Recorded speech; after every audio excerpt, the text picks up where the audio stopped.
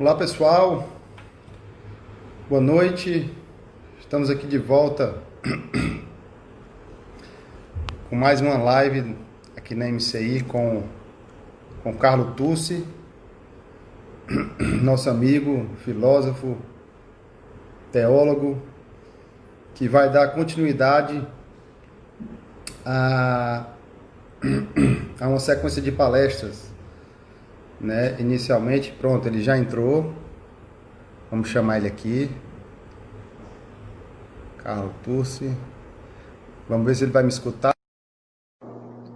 Vamos ver se dessa vez ele vai me escutar. Se você... Oi, Carlo. Oi! Tá me ouvindo? Claro! Que maravilha. Na vez passada a gente não conseguiu se ouvir. Hoje está perfeito. Tá perfeito, né? Tá. Então eu posso presumir que as coisas estão evoluindo, né? Melhorando, né? Pode ser. Cuidado com as conclusões precipitadas, mas vamos pensar positivo. Vamos sim, Carlos. Bom, eu iniciei aqui falando que a gente está na segunda palestra, né, de uma série, sem tirar nenhuma conclusão, mas de uma série que eu gostaria de fazer, né, e muitas outras ideias que eu tenho aí para o projeto e de um modo geral, né.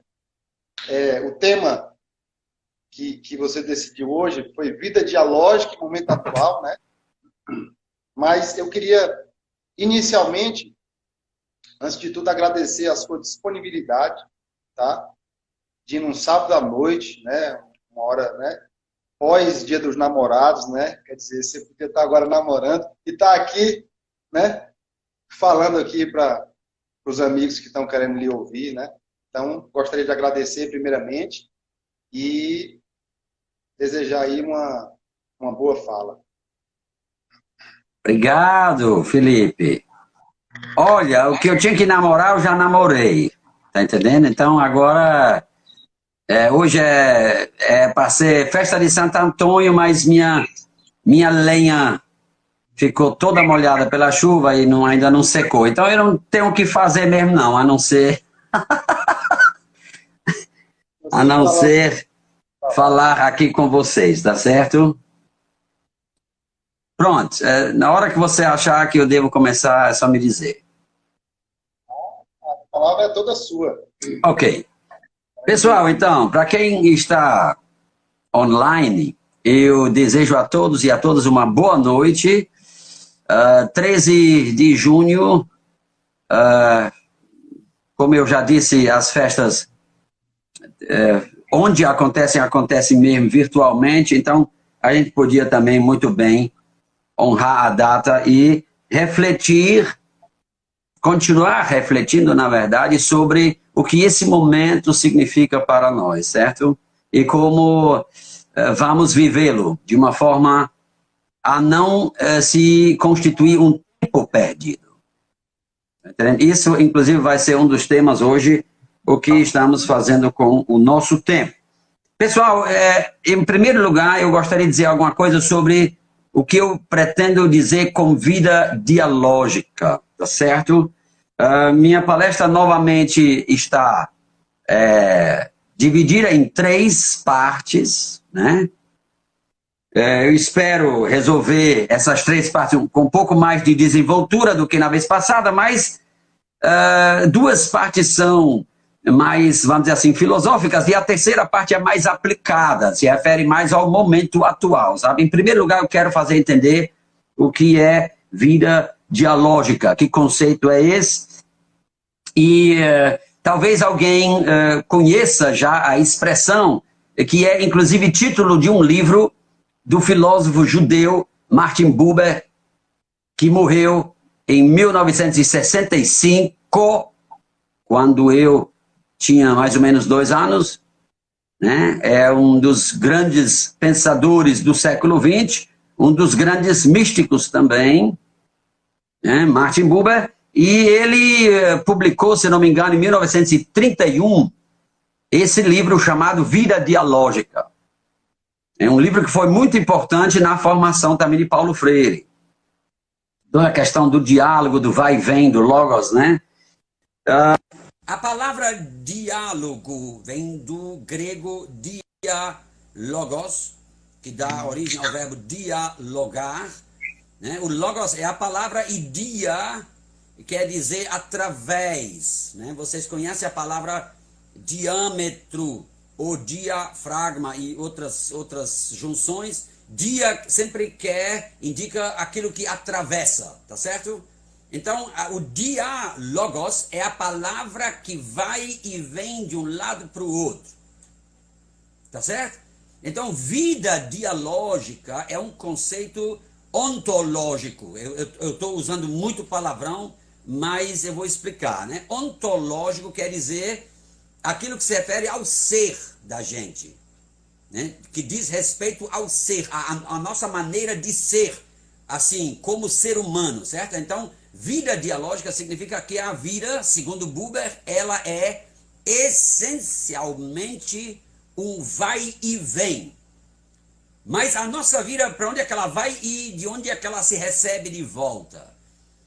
É do mundo.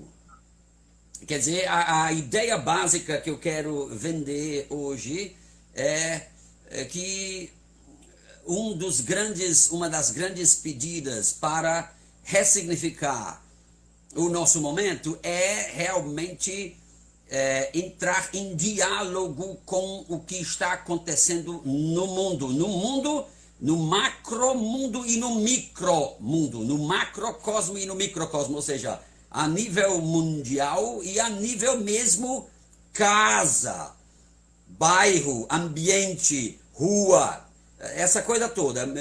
A ideia básica é que o ser humano quando nasce, ele é de mundo, um ser de mundo. Significa que antes que nós comecemos a falar, antes que nós comecemos a nos pronunciar e dar nome aos bois, nome às coisas, né? Que essa é uma das coisas mais assim significativas lá no livro de Gênesis, na Bíblia, né? Deus colocou o ser humano, o Adão, no meio do jardim e queria ver como ele nomeava as coisas, que nome ele ia pregar nas coisas, como ele nomearia o mundo. Acontece que, antes que o ser humano fala e se pronuncia a respeito do seu mundo, o mundo o afeta. O mundo o impacta, o mundo o impressiona. Isso você já pode entender, você já pode observar nos bebês. É a coisa mais linda, a partir do momento, quer dizer, mesmo antes de abrir os olhos, eles já estão pegando cheiros. Mesmo já no útero, já estão pegando som. Ou seja, importante é compreender que, para entender minha palestra, é importante compreender que essa maneira de ver as coisas não concede ao ser humano a primeira palavra. Não concede ao ser humano a primeira pergunta, a primeira fala. A primeira fala é sempre do mundo circundante. Por isso que a gente diz, eu vim ao mundo. Em que ano você veio ao mundo? Quer dizer, o mundo já estava aqui quando você veio. Quando você foi dado ou dada à luz do mundo. Quer dizer, a gente, de certa forma, é parido, né, do útero da nossa mãe para encontrar o mundo que, desde o começo, já nos impacta. Já no hospital, quando você é expulso daquele paraíso, você tem que abrir os pulmões, o mundo te impacta, aquela frieza na sala de operação, essa coisa toda, e você fica, desde o início, reagindo. Desde o início, o primeiro grito do bebê é uma reação ao novo ambiente em que se encontra. Então, a primeira ideia filosófica que eu gostaria de plantar hoje aqui é a ideia de sermos, em primeiro lugar, um ser de respostas. O ser humano é um ser de resposta. ser de resposta significa é que tudo que o ser humano elabora, tudo que ele vai fazer de si, e aquilo que chamaremos futuramente de cultura, são, na verdade, cultura, ciência, direito, economia, ecologia, tudo que o ser humano elabora é, na verdade, resposta aos impactos, às interpelações, aos apelos que o mundo lhe põe. Tudo que o ser humano criou desde as cavernas é resposta a problemas que o mundo põe para nós. Né? Essa é a primeira questão, e perceber que o mundo nos precede. Ele tem uma pré-existência com relação a nós. Nós passamos aqui algum tempo e daqui a pouco não estaremos mais aqui, mas o mundo continuará impactando e interpelando e exigindo de novas gerações que se pronunciem, ou seja, que respondam ao chamado. Que respondam ao chamado. Claro que essa maneira de considerar a nossa situação no mundo, ela é, de certa forma, não é a maneira como o ser humano no século XX, no século XXI se vê. Né? Não corresponde àquilo que foi filosofado, que foi pensado, refletido pelos existencialistas, que diziam que o mal do mundo é que ele não responde às indagações do ser humano. Vocês se lembram do Camus? Né? Camus caracterizou o mal-estar do ser humano, a sua sensação do absurdo, da sua existência num cosmo, num mundo, num universo que não lhe responde. O ser humano procura sentido, ele procura propósito, mas o mundo não lhe responde. A natureza é indiferente. Vocês estão vendo aqui nessa pandemia. Não, o mundo parece não se interessar por nossas orações. A natureza parece não ouvir nossos clamores. Deus parece não atender nossas preces. Porque as pessoas continuam morrendo, as coisas continuam acontecendo com a maior naturalidade. Parece que não temos nem pai no céu, nem mãe na terra. A natureza sequer madrasta é. Ela simplesmente não se importa com quem vive, com quem morre. Essa é a sensação do absurdo. A terrível sensação do ser humano que procura calor e percebe que o universo é frio. Indiferente e frio. Essa é a forma dos modernos refletir. Um mal-estar na civilização, como Freud, como Freud teorizou em 1930, tem a ver com isso, com as expectativas do ser humano, com a sua programação genética para o prazer, para a felicidade, e ele descobre que está no mundo que não está nem aí para a sua felicidade. Inclusive, por isso que eu acredito que, pelo que eu vou dizer hoje aqui, o conceito felicidade é um conceito resultado. Um resultado, inclusive, passageiro, mas não é algo que o ser humano está aqui para buscar em primeira mão. A ideia que eu quero dizer aqui é o seguinte: nós estamos aqui para responder. Aí você vai perguntar, e quem está perguntando? Quem está interpelando? Aí Buber responde as situações. Quer dizer, essa maneira de ver as coisas me é muito mais próxima do que o existencialismo e a filosofia do absurdo. Eu sempre fui muito ligado à corrente hermenêutica. O que é hermenêutica? É a tentativa do ser humano de interpretar as situações em que se encontra. As situações são, para o ser humano, situações, problemas, são enigmas. São charadas. E o ser humano deve decifrar. A nossa vida, ela é uma vida hermenêutica, é uma vida interpretativa. Nós devemos dizer aqui viemos. Nós devemos responder. Na verdade, responder às situações. Já os bebês fazem isso. Já os bebês olham, são atraídos pela cor vermelha, pela cor azul, são atraídos por objetos que lhe chamam a atenção.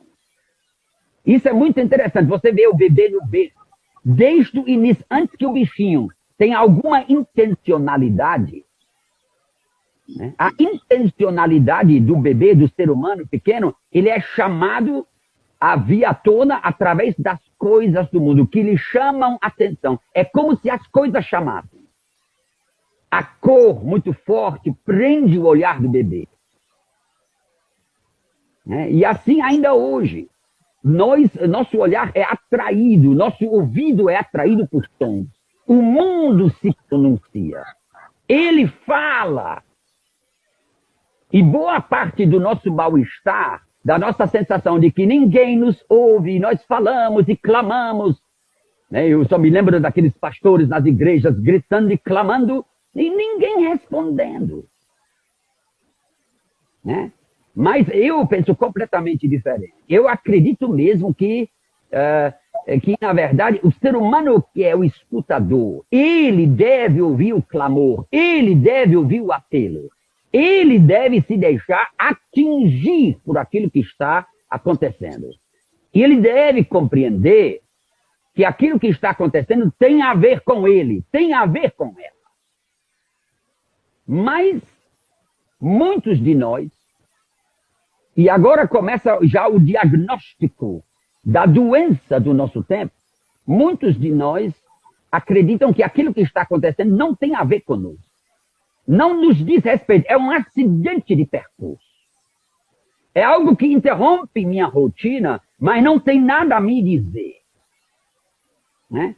Pessoal, eu não pertenço àqueles que estão defendendo que a pandemia e a própria ocorrência do vírus é uma coisa mandada para nós por Deus como castigo, ou mandado por nós pela natureza como vingança contra a nossa exploração. Eu não pertenço àqueles que suspeitam por trás da desgraça, da maleita, da epidemia, um ser consciente interessado em nos mandar recados e punições e castigos ou correções.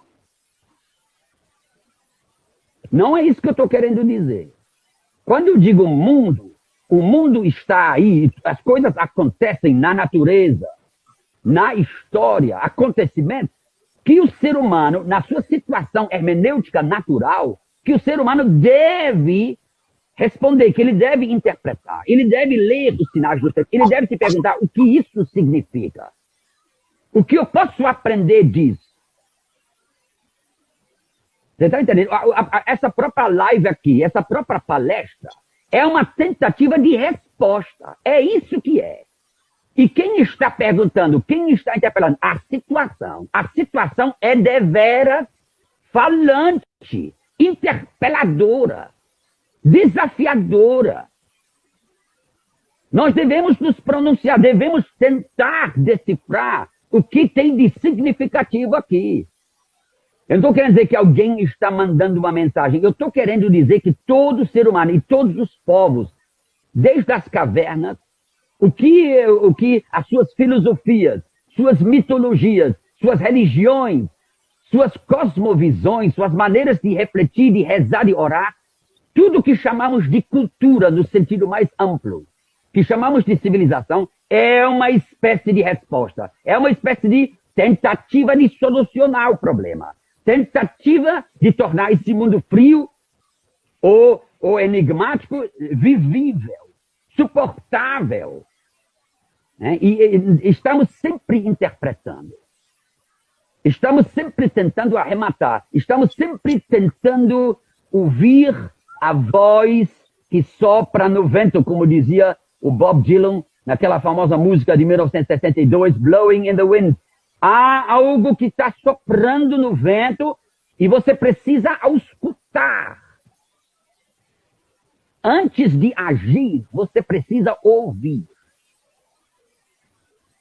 Eu sou teólogo, né? O Felipe gosta de me vender como filósofo, mas na verdade eu sou teólogo. Por isso que minhas palestras sempre tem Bíblia no meio, tem teologia no meio, né? Vocês se lembram das queixas do mestre Jesus, do rabino Jesus, queixando-se dos seus concidadãos, dos seus contemporâneos, dos seus correligionários, de terem orelhas, mas que não ouviam, de terem olhos, mas que não enxergam. Não enxergam, pelo menos, nada de significativo, nada de interessante no que está aí.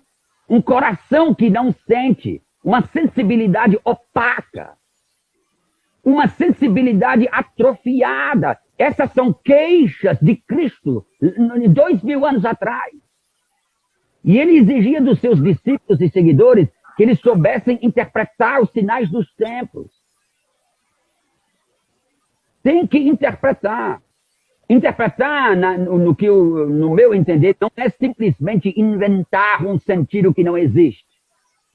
Eu sou convencido que, claro, nós inventamos sentidos, nós projetamos sentidos, nós inventamos propósitos, nós colocamos métodos artificiais para nós, para matar o tempo, para nos reinventar.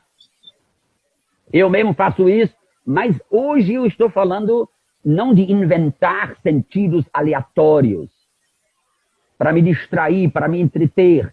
Eu estou falando em descobrir sentido. Em descobrir propósito. Algo está dentro da situação que eu estou vivendo como uma potencialidade ainda não explorada. Essa percepção, ela não é tão artificial, não é um simples reinventar-se, é um corresponder mais profundo ao que está lá me interpelando, me desafiando. Ao que está lá como uma potencialidade enterrada que eu preciso desenterrar.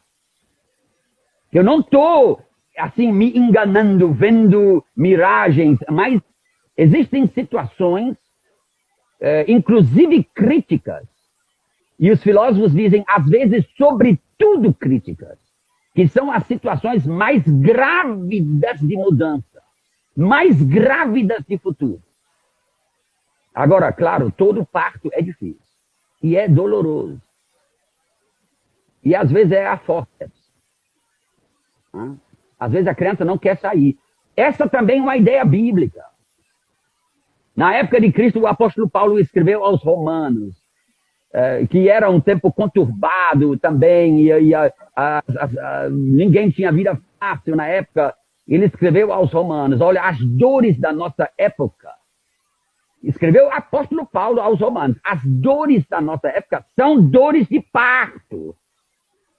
O cosmo inteiro, a natureza inteira geme. Mas você pensa que é agonia? Mas é tudo metamorfose, geme em dores de parto. Isso é resposta ativa, mas é uma resposta ativa que vem nas costas de uma escuta paciente. O nosso grande mal é que somos afobados, impacientes. Com o tempo que nós temos que ficar confinados, e eu não estava previsto, quebrou minhas pernas, inclusive quebrou minhas pernas. Eu nunca pensei que um dia ia dar aula olhando para o Felipe aqui, num troço aqui retangular na minha frente, sem ver gente de verdade, mas eu vejo que isso é um outro momento, um novo momento, e eu devo me abrir para ele. Eu não posso ficar na retranca. Eu estou crescendo nesse momento. Nós estamos vivendo um outro momento.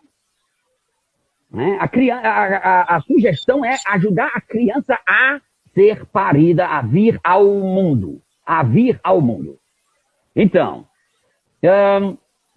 essa situação hermenêutica nossa, com relação a tudo que nos acontece, claro, eu não estou falando só da pandemia, eu estou falando genericamente. Tudo que acontece em sua vida é tarefa para você, é missão para você, é apelo, é vocação. As situações chamam. As situações chamam. Todas as situações encerram possibilidades de resposta, possibilidades de conexão, possibilidades de acesso ao segredo da vida. Todas as situações, não só as agradáveis, tá certo? Eu gostaria eu vou mostrar aqui o livro do Martin Buber, né? Do diálogo e do dialógico. Né? Dentro desse livro é da editora Perspectiva. debates de filosofia, e desse ensaio de Buber chamado Vida Dialógica, eu leio agora o seguinte trecho. Porque vem um novo conceito aqui, o conceito de couraça, ou de blindagem, ou de pouca porosidade. Vocês vão entender já já. Ele diz aqui na página 43, cada um de nós, isso é Buber falando, né? Isso é Buber falando. Cada um de nós está preso numa couraça, cuja tarefa é repelir os signos, os sinais que vêm do mundo, que vêm das situações. Repelir, não se deixar atingir, blindar-se. Cada um de nós está dentro da armadura. Signos, sinais, nos acontecem sem cessar. O ser humano é alvo da palavra dirigida. Aí você diz, mas as coisas não falam. As coisas falam. Acontecimentos falam. Tanto é que tem gente respondendo, mas a maioria não responde. Talvez melhor dizer, a maioria não corresponde.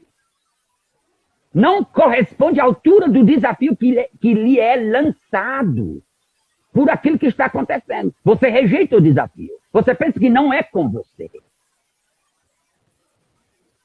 Né? Vocês conhecem mais uma mistura aqui de teologia. Vocês conhecem a famosa cena, uma parábola, uma história que Jesus inventou no tempo dele? Um homem foi assaltado e fica na beira do caminho, sangrando. Passa um sacerdote pelo mesmo caminho, olha para o coitado que está lá gemendo e sangrando e passa ao largo. Ao largo quer dizer, ele faz uma curva para não se contaminar. Você está entendendo? Isso é uma forma de resposta. Mas é uma resposta que se omite. Vai me dizer que essa situação não fala? Vai me dizer que essa situação não grita? Sabe o que acontece com um de nós? Se você passa por alguém atropelado e você não o socorre, sabe que você pode ser processado juridicamente por não ter prestado primeiro socorro? Ou seja, situações falam, clamam, chamam. E depois passa um levita, um sacristão, duas pessoas religiosas. E elas não querem conversa, não querem sujar suas mãos com sangue, não querem se contaminar, não querem socorrer. Tem pena, mas não suficiente para corresponder à situação. No final, passa um herege, um samaritano. Pois o samaritano que tem negócio para resolver, que é um homem, um comerciante, ele não consegue passar. Ele precisa dar uma resposta concreta. Levanta o pobre coitado, bota em cima do seu jumento e o coloca numa albergue. Manda chamar um médico, deixa dinheiro nas mãos do cara. Ou seja, responder. Responder. Aí o Buber diz, mas o problema nosso é que nós vivemos nosso tempo como pessoas modernas, que já não se percebem mais como alvos da palavra.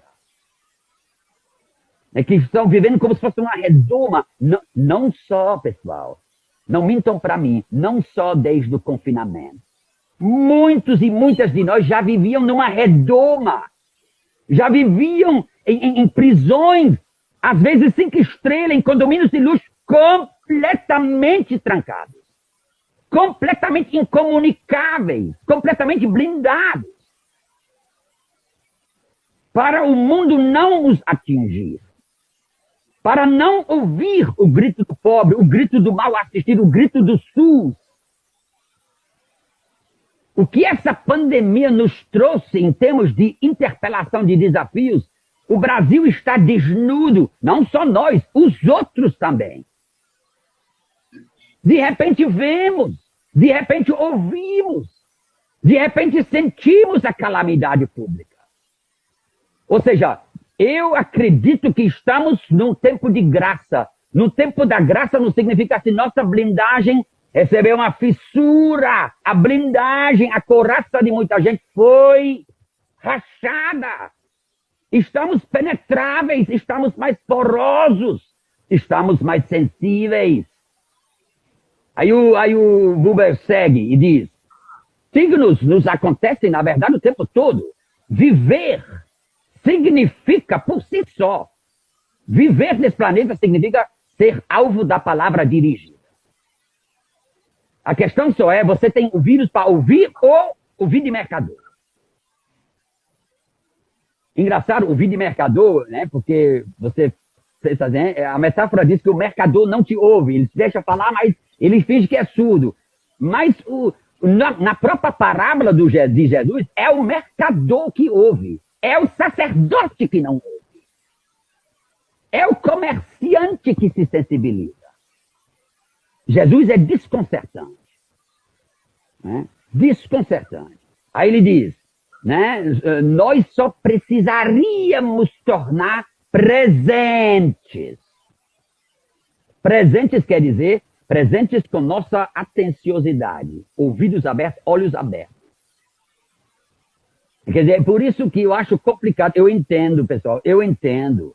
Todos aqueles que dizem, olha, eu não aguento mais o noticiário, eu desligo, isso me torna doente, eu não quero mais ouvir, eu quero ouvir live de Gustavo Lima, Luan Santana, com todo respeito, você está entendendo? Eu quero me distrair, eu quero ouvir Whindersson Nunes, tudo bem. Tudo bem, nós não somos de ferro e realmente só negatividade, só notícia ruim, a gente merece outra coisa.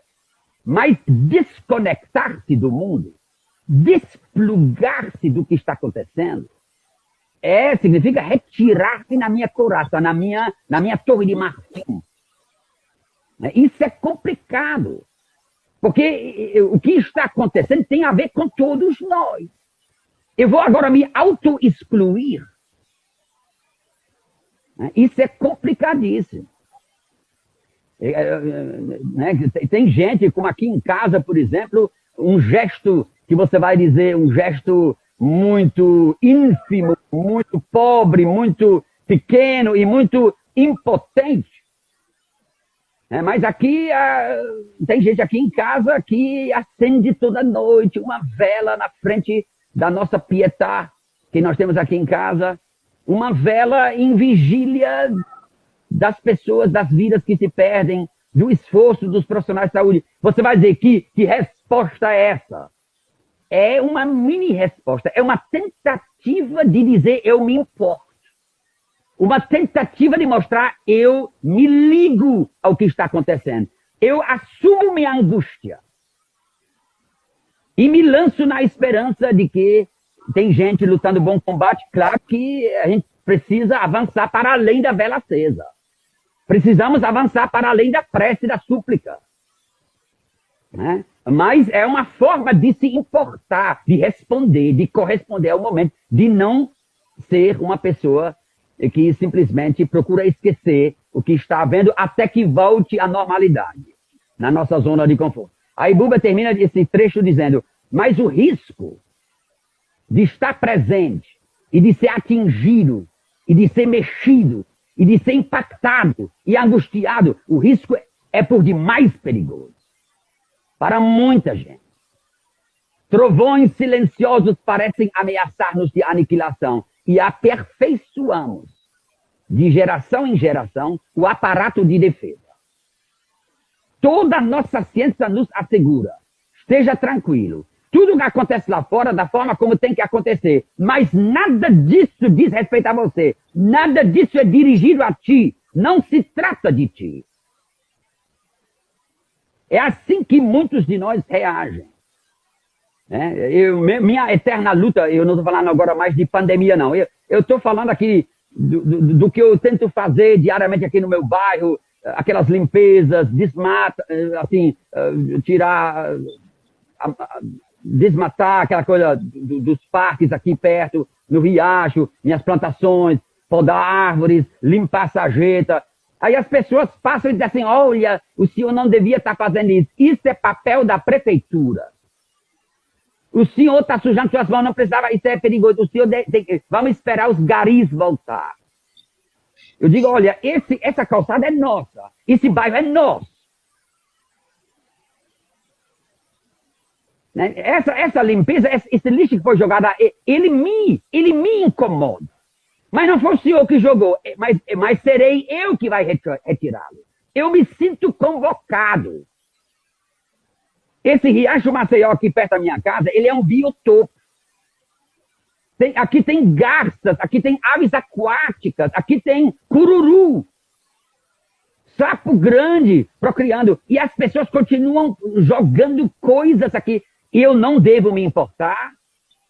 Ah, mas o senhor mora 500 metros mais na frente. Eu digo, pois é, mas eu estou atuando aqui. Eu me sinto convocado, eu preciso responder. E eu tenho tempo, por que eu não vou fazer? Um dia desse passou alguém dizer assim, essa pracinha aqui, essa coisa aqui devia levar seu nome. De tanto que o senhor está cuidando aqui. Eu digo, não, eu não estou atrás de nome, não. Mas se o senhor acha interessante, por que não vem me ajudar?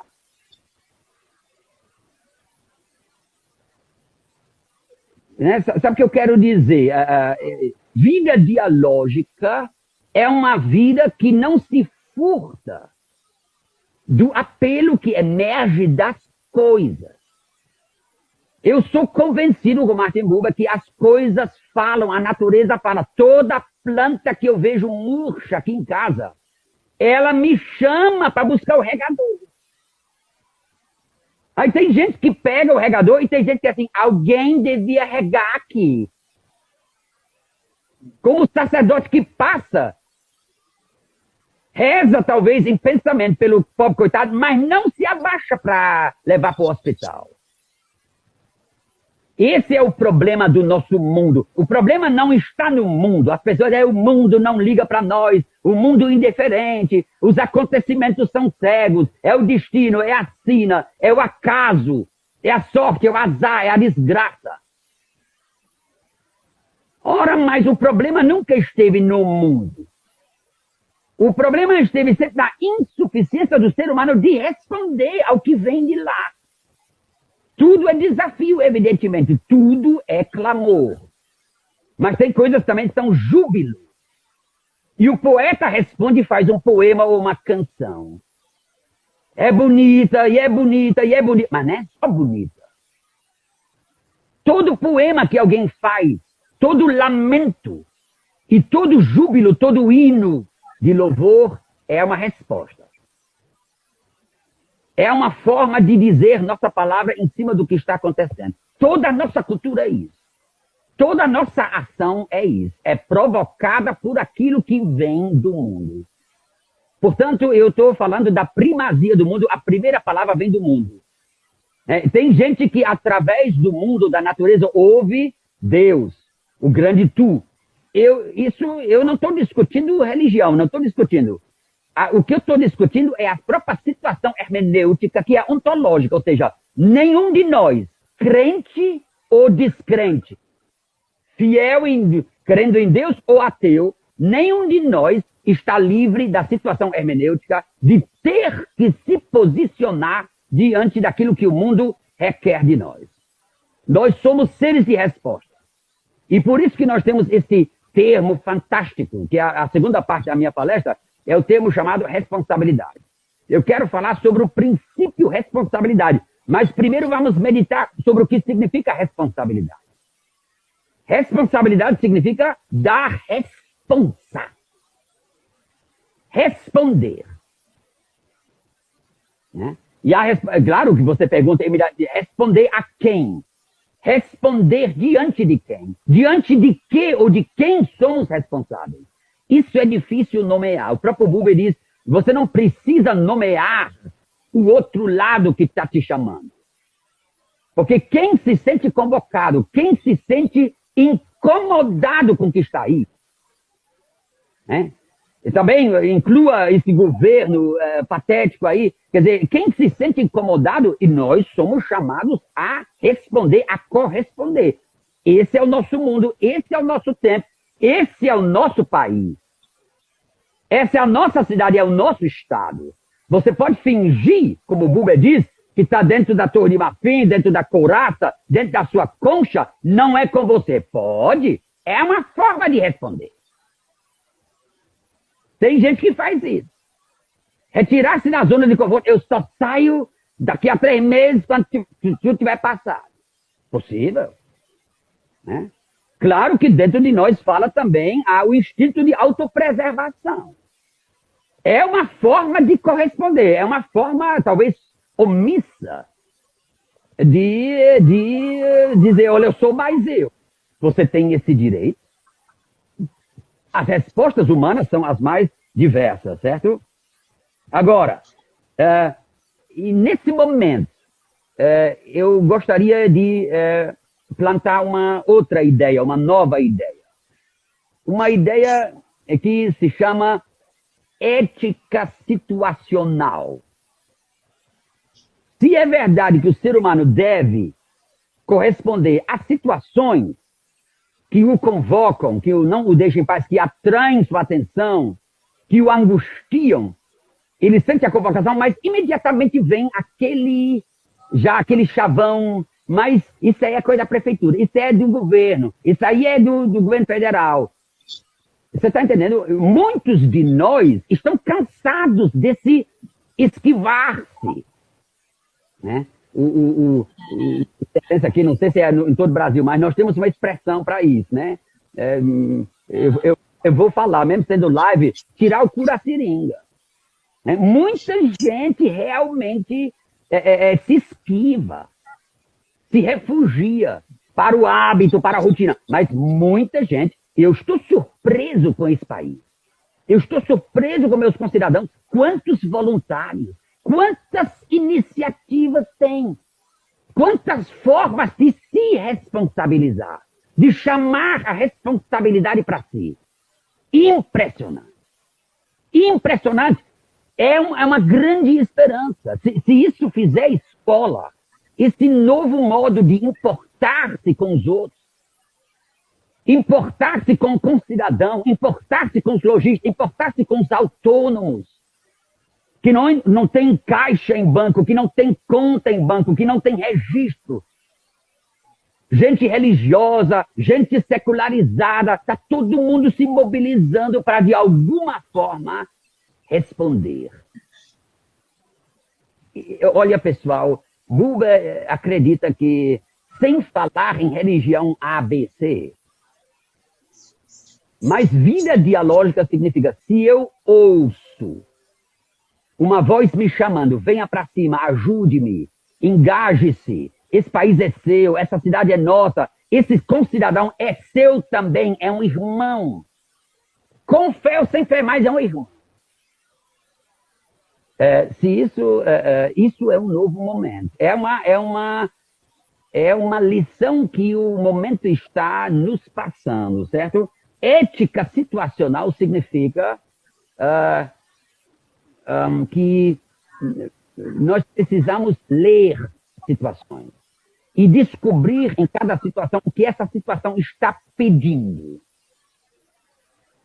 A ética ela não deve vir com princípios prontos.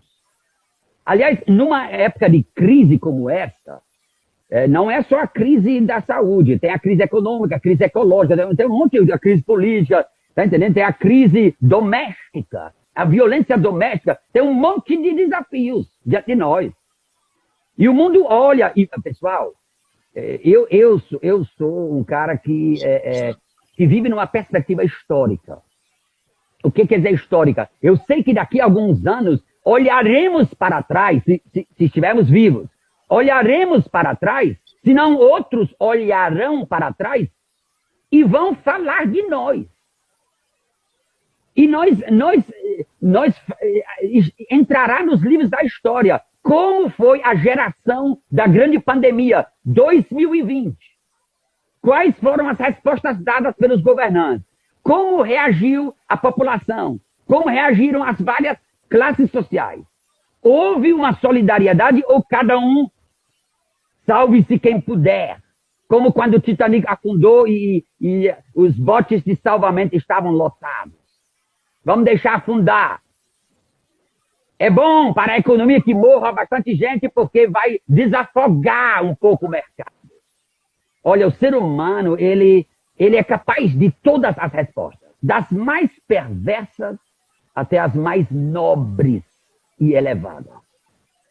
Nós somos capazes de tudo. E cada um de nós, nessa situação, tem que se virar. né? Existe um famoso teólogo luterano, alemão, que foi executado por Hitler na Segunda Guerra Mundial, chamado Dietrich Bonhoeffer. Ele escreveu esse livro aqui, chamado Ética. É da editora Sinodal, lá de São Leopoldo, Rio Grande do Sul. E Dietrich Bonhoeffer escreveu um artigo, o primeiro artigo desse livro, Ética, justamente sobre essa ética situacional. E ele vem interpretando lá, vocês conhecem aquelas duas irmãs do Evangelho, de Lucas, Marta e Maria. Né? Marta e Maria, e Jesus que chega, de supetão, ele chega fazer uma visita. As duas irmãs moram em Betânia e ele está indo para Jerusalém. Como ele caminho, ele passa meia hora lá na casa das duas. Ele é muito amigo delas. Aí as duas irmãs, diante dessa visita relâmpago do mestre, as duas irmãs reagem de forma diferente. Elas respondem a essa visita de forma diferente. Elas leem a situação diferente. Marta corre para a cozinha fazer lanche. E Maria faz sala. E senta com Jesus e os dois conversam.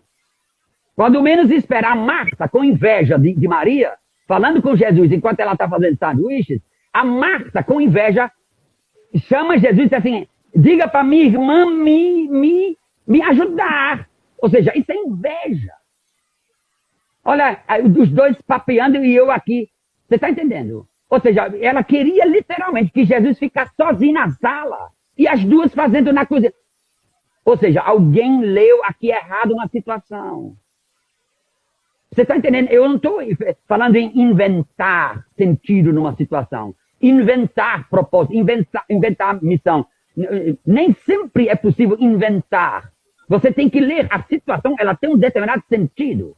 Ela pede uma determinada atitude. Você tem que arrematá-la. E Jesus responde prontamente a Marta, Marta, tu se preocupa com muita coisa, criatura.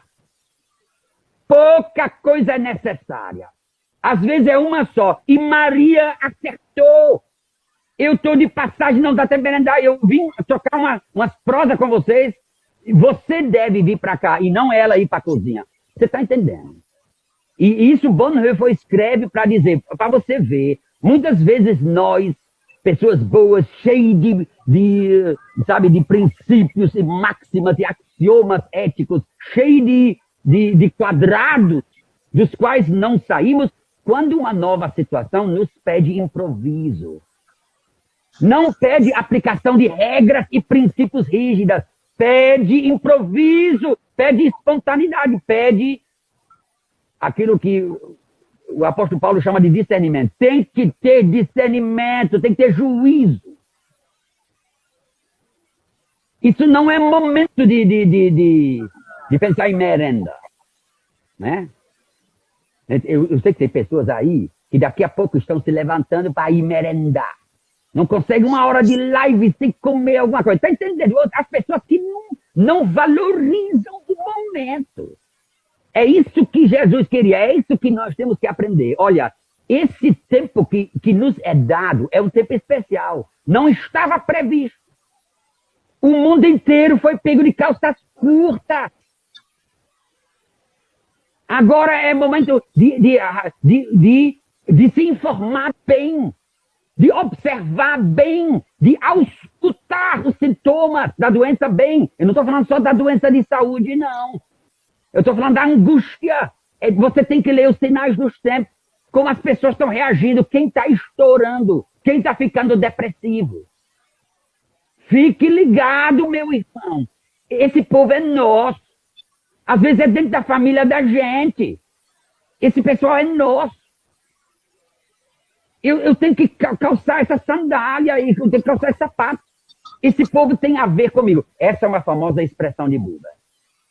Há uma famosa expressão desse outro livro de Buber chamado Eu e Tu, que eu tenho aqui também. Eu e Tu. É mesmo que vida dialógica. Né? Deixar-se interpelar pelo outro. E Buber sempre diz assim, olha, sabe quando você vive uma vida dialógica? Quando você percebe que o outro, os outros, as outras têm a ver com você. Tem a ver com você. A expressão muito interessante em português.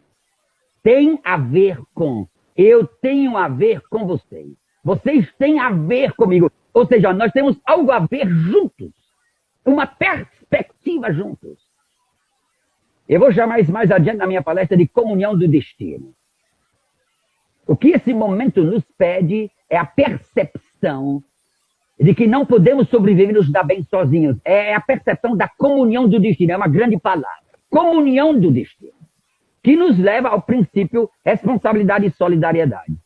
Mas a primeira coisa é a percepção da comunhão. Os outros têm a ver comigo. Essa calçada que eu mantenho limpa, ela tem a ver comigo e com meus vizinhos. É uma coisa que eu presto voluntariamente. Eu me responsabilizo por isso. Até mesmo pelo outro lado. Eu fui um dia desse com a enxada desmatar. E todo mundo diz, o seu Carlos tem muito tempo para perder. Eu digo, e o que tu faz dentro de casa, porra? Você está entendendo? É uma questão de interesse. Interesse é uma palavra latina que se compõe da palavra inter, que é uma preposição, quer dizer entre, e da palavra esse, que é um verbo, quer dizer ser. Então, interesse, dividido, as duas partes da palavra, significa estar entre, ser entre. Ou seja, incluir-se nas situações, tomar parte delas. Ter interesse, desenvolver interesse, quer dizer, eu quero estar no meio. Isso eu me importo. Isso é meu. Isso tem a ver comigo. Esse é o princípio da vida dialógica e do princípio responsabilidade. Eu já estou no segundo ponto, certo? Então, muitas situações pedem uma leitura mais acurada, mais minuciosa para saber que alma é essa que quer reza, o que é que essa situação pede, e não nos dispersar com propostas para matar nosso tempo e nos distrair. A distração é importante. Eu também toco minhas músicas, eu assisto meus seriados à noite com minha mulher e tal, a gente se distrai, viaja para outros universos, fazemos isso. Fazemos isso. O contraponto é importante, literatura, fantasia, arte, é muito importante. Mas não às custas da nossa retirada da realidade. Então, vamos adiante, né? Eu gostaria agora de me referir a uma historinha que é contada por Martin Buber num outro livro. É uma historinha racídica, ou seja, dos antigos rabinos Hassidim, lá do leste europeu, da Rússia, da Polônia. Esse livro chama-se O Caminho do Homem. Martin Buber. São 6 capítulozinhos vamos dizer assim, como o ser humano se torna humano, como constrói sua humanidade, certo? Me interessa nesse momento da palestra apenas o primeiro capítulo com uma historinha de um rabino judaico do leste europeu, chamado Schneur Zalman. Schneur Zalman é um daqueles nomes alemães da Bielorrússia e tal, certo?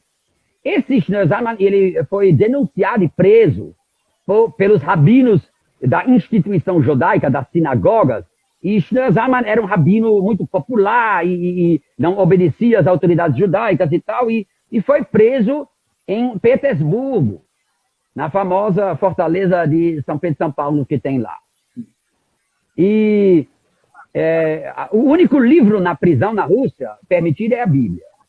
Aí o guardião, o carcerário, como é que chama? O agente penitenciário lá da fortaleza São Pedro e São Paulo, em Petersburgo, ele via o rabino lá lendo a Bíblia e ele queria tirar sarro com ele e perguntou assim: você que lê a Bíblia, que é muito piedoso, me diga uma coisa que eu nunca entendi. A gente é ensinado que Deus sabe tudo. Ele é onisciente. Ele é onisciente. Como é que pode, diz o carcerário, diz o carcereiro lá, ele diz assim, como é que pode que quando Adão e a Eva comeram o fruto proibido e se esconderam atrás de uns matagal lá, no jardim, Deus ficou, segundo o livro de Gênesis, Deus ficou perguntando, Adão, cadê você? Aí o agente penitenciário queria dizer, como é que Deus, que sabe tudo, precisa perguntar onde Adão está? Ele devia saber, não faz sentido ele perguntar. Aí o rabino respondeu, meu amigo, me diga uma coisa, tu acredita que a Bíblia é só um livro de história de antigamente, ou tu acha que é a palavra de Deus viva para cada um de nós, no aqui e agora, no presente? Aí o cara diz, não, eu sei que a palavra vem lá de trás, mas ela quer nos atingir hoje, no presente. Não é uma palavra morta no passado. Não é um registro de acontecimento. Aí o rabino diz assim, então, meu amigo, quando Deus pergunta a Adão, Adão, cadê você? Onde você está? O que tens feito? Essa, diz o rabino Schneur Zalman, essa é a pergunta que Deus, ou seja, que a própria situação mundial, que seu próprio fórum íntimo, essa pergunta faz alguém para você. Chame de sua consciência, chame de seu self, chame de Deus, chame o grande tu, o grande interlocutor íntimo, mas alguém te pergunta, Carlos Cruz, eu sinto isso.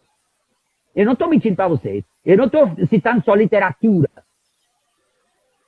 Eu sinto isso. Alguém me pergunta, talvez seja eu mesmo, ou uma outra parte dentro de mim. Alguém me pergunta, Carlos Cruz, o que é que você está fazendo? Nesse momento da pandemia, o que é que você tem feito para ajudar a si, aos outros, para se pronunciar, para responder, para não deixar simplesmente o tempo passar? Pois quem vive uma vida dialógica, para essa pessoa, não existe tempo perdido. Não pode existir. Porque todo tempo, toda situação temporal e espacial, ela desafia. Ela chama para cima. Ela me desafia. Ela me provoca. Eu acho isso muito interessante. Hoje à noite, rapaz, levem isso para casa, levem isso para cama. Reflita, o que é que eu faço? Onde eu estive esse tempo todo? O que é que eu tenho feito? Adão, Eva, cadê você? Cadê você? Vocês estão compreendendo o que eu quero plantar aqui, sabe?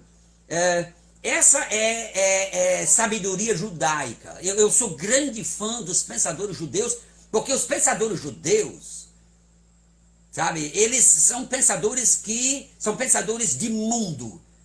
Onde o mundo... Pois não. A live vai cair já, poucos minutos. Tá. Então, é o seguinte, eu vou encerrar essa primeira parte, tá?